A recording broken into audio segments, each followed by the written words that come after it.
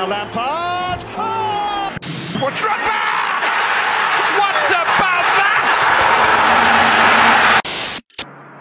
It's always fun looking over brands and designers that don't often get the shine they deserve in the fashion industry. You probably already know about brands such as Aimé Leon Dore, Hidden NY, Rick Owens, Sporty and Rich, and the list goes on and on and on. But today we're gonna talk about 5 brands that I think don't get the shine that they deserve. For those of you who don't know me, my name is Drew What To Do. Let's get into it.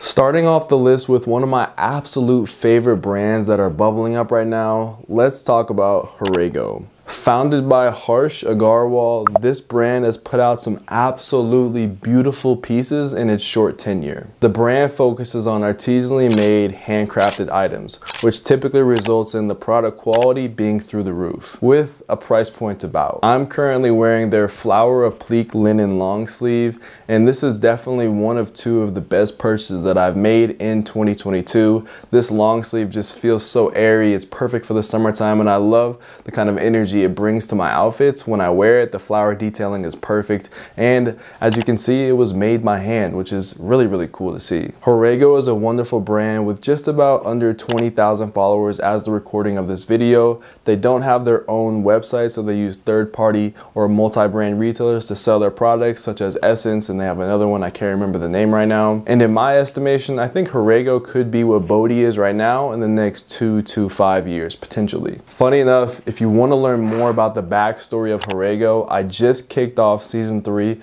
of Beyond the Garment with Drew Joyner, my podcast, where I interview Harsh Agarwal, the founder of Horego.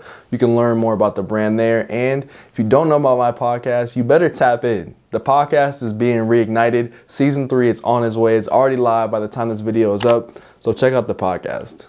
Next, let's talk about a brand called Frederick Scott, a brand that really surprised me. As you all can guess, oftentimes as a content creator, I get hit up often about different people wanting me to promote their brands, whether it be through paid promotion or whether it be like, yo, can you try this out for me? I would love to get your opinion on the quality, yada, yada, yada, etc., etc. You get the point. And Frederick Scott happened to be one of those brands, but for good reason. Me personally, I love being able to shed light on smaller and underappreciated designers, and Frederick Scott is definitely one of those. The namesake brand has 10 items on its website, each of which I believe brings something to the marketplace that a small brand typically doesn't do. I received 2 variants of the shorts, these yellow shorts and the black pair of shorts. And when it comes to smaller brands, sometimes you don't necessarily know the quality that you're getting. When I got these, I immediately knew that Frederick Scott, the brand, was onto something. I really love the patterning on these shorts, especially the yellow pair. As I've gotten older,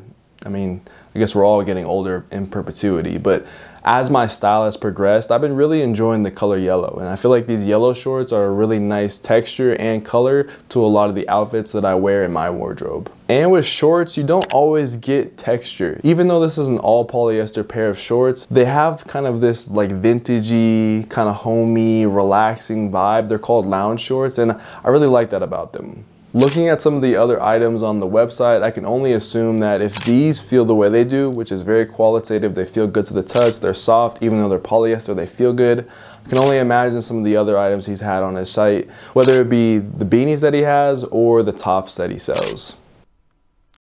I know this is a brand not a lot of people know about, and if you're curious, the Instagram will be in the description. Tap in with Frederick Scott, and shout out to him for letting me know about the products he's making. For the third quote-unquote brand, we have Lyle McGraw, which is more a designer than it is a brand. I just discovered Lyle McGraw maybe a week or so ago through Instagram's various algorithms. Actually, no, I saw it on someone's story, and I thought this was really interesting. Lyle seems to be focused on one-off projects with individual garments that are absolutely stunning.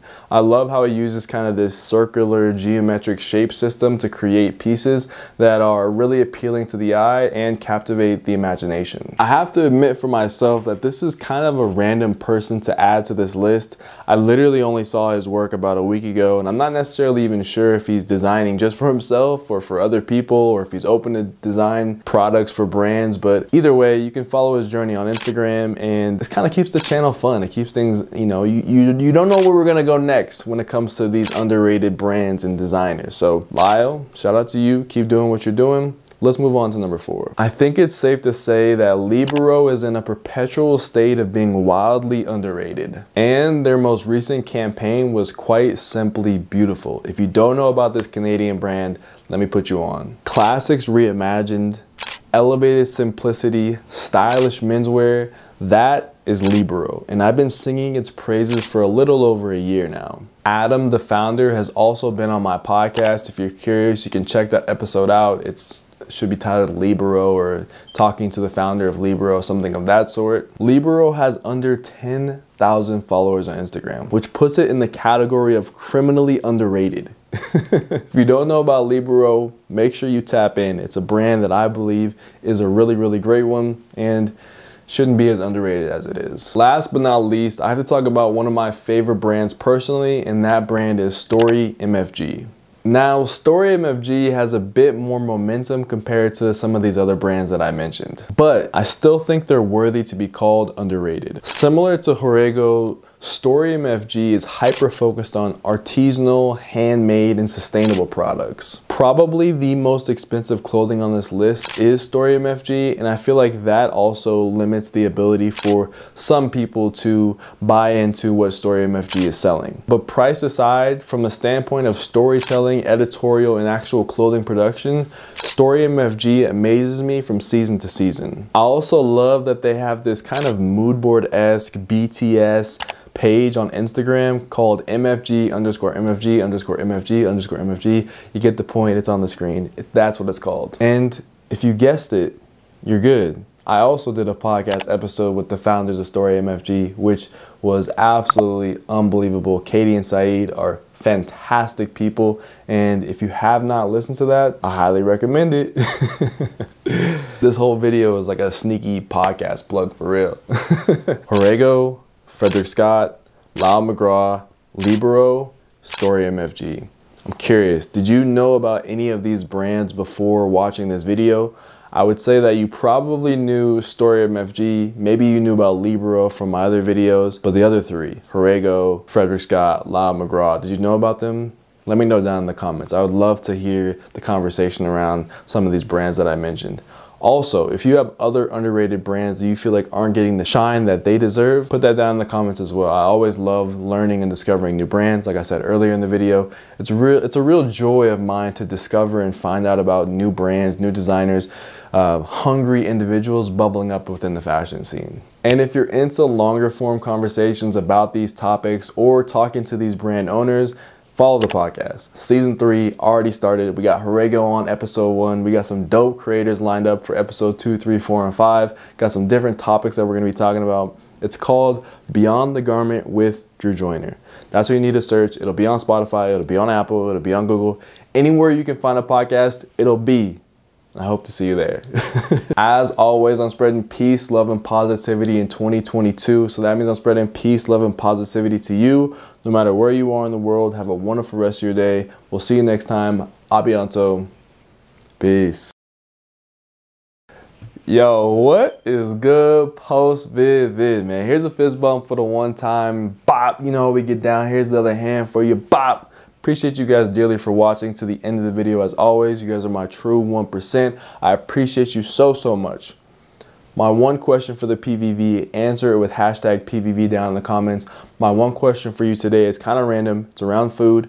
What is one item of food that you could eat every single day?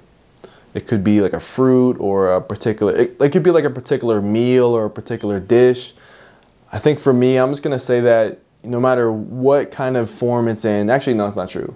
There's a couple forms that are a bit above the rest, but rice, I could probably eat rice every single day, a form of rice, whether it be sticky rice, whether it be like some cooked rice in a different capacity. Rice, I love me some rice.